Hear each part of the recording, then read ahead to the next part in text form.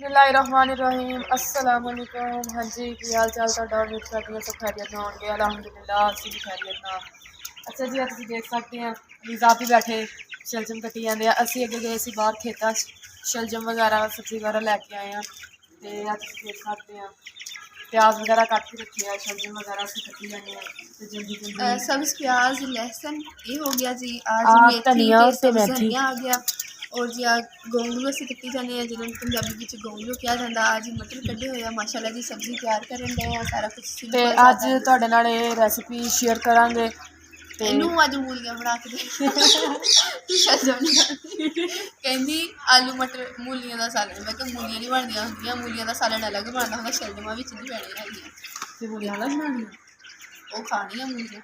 खानी है। हाँ जी, अज जी रेसिपी बनावांगे, तुहाडे नाल भी शेयर करांगे। बहुत सिंपल सादा जी बहुत राजमा अच्छी दी जी। स्टाइल। हाँ जी मिलते हैं जी। हाँ मिलते हैं जी जी। हाँ जी बना हाँ जी हम जी असीं बनाउण लगे जी रेसिपी गोंगलू मटन माशाल्लाह जी। राजमा जी अग बालन डई है जी। घर की बाल अग ही बाल गैस बस चल फिर अज तू ही अग बाल। हाँ जी हाँ जी निक्की जी बाजी जी अग बाल दी लेकिन सब्जी में अग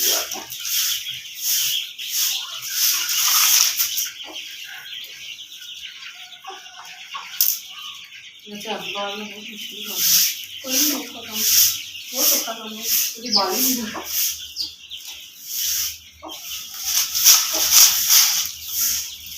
अग बाल ही मिलते हैं।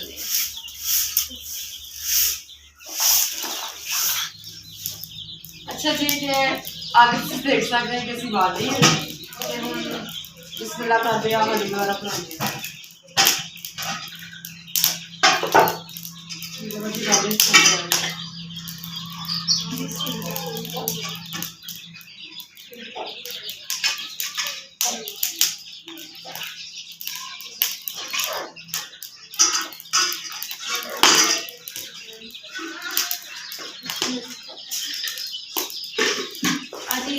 ऑयल पा लिया ते हुण की पाना है राइमा। हुण आपां पावांगे सब्ज़ प्याज और तुसीं देख सकते हैं आज ही सब्ज़ प्याज नाल सब्ज़ लहसुन पिया। सब्ज़ लहसुन सब्ज़ प्याज सब्ज़ प्याज ये जो घी वगैरह गर्म हो जाएगा तो फिर पावांगे।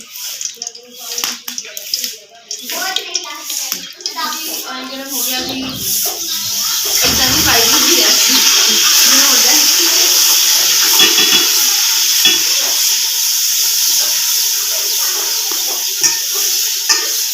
हाँ जी सब प्याज लहसुन पा देता हूँ। ब्राउन ब्राउन कर लेंगे, जब ब्राउन हो जाएगा फिर की करना वो साढ़े नाल शेक करना।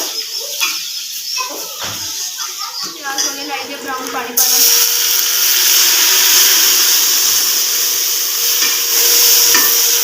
आज सब्जी मिर्च कट रहे हैं जी, टमाटर भी कट हो गया, नमक भी हल्दी सब कुछ रेडी हो गया।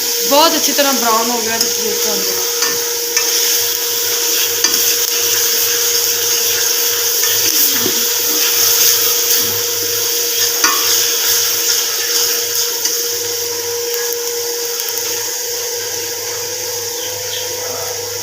जल्दी जल्दी मिर्चा छत दी रहते हैं, मिर्चा कटी जाती है।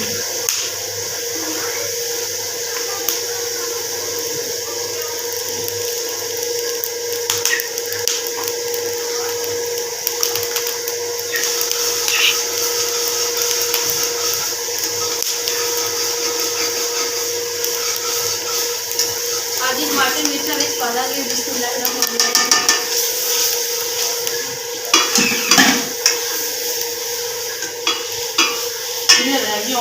कितना लगन दिया अपनी हड्डी बना के बनाओ कभी बनाई नहीं ना इसलिए कोई गल नहीं।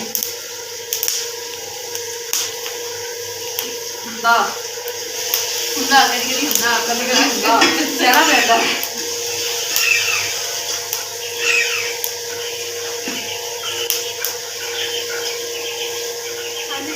नमक मिर्च हल्दी पा देंगे। बिस्मिल्लाहिर्रहमानिर्रहीम। माशाल्लाह जी तुसीं देख सकते हो जो ना सब्ज़ प्याज ने इन्ना तो खाने अपना ही रूप होता माशाल्लाह जी। कितनी जबरदस्त खुशबू भी बहुत ज़्यादा प्यारी आई जाती है। नाल जी राइमा रोई भी जाती है। मुँह दिखाओ मुँह दिखाने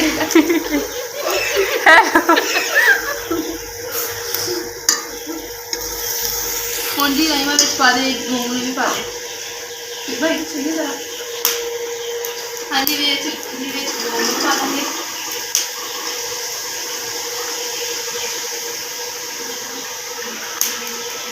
मटर चक्को मटर पाएंगे आधे मटर पा लेंगे हाँ आधे मटर पाओ और पानी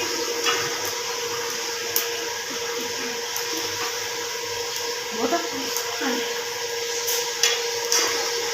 आधी मटर में पाते हैं आधी मिक्स करांगे माशाल्लाह की हल्दी अपना रंग दिखा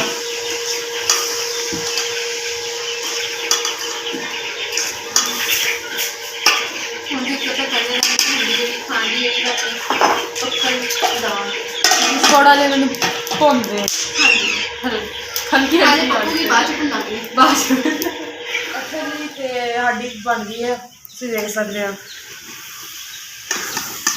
ਇਹਦੇ ਚ ਆਪਾਂ ਪਾਉਂਦੇ ਆ सब्ज मेथी धनिया सब्ज हाँ जी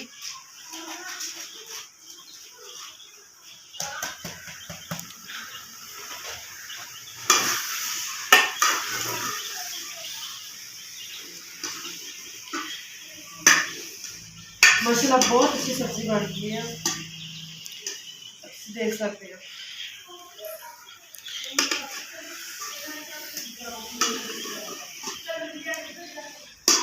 हाँ जी आज शीरा पा लेंगे हम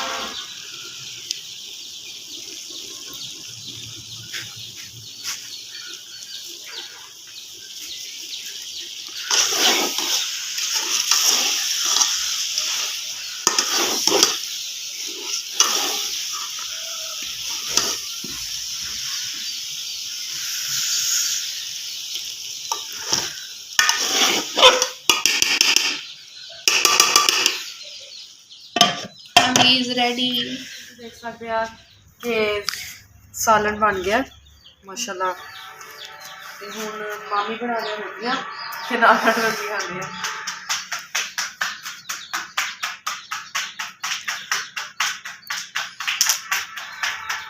माशाल्लाह जी बहुत मज़ेदार बनेगा तुसीं भी यही रेसिपी ट्राई करनी है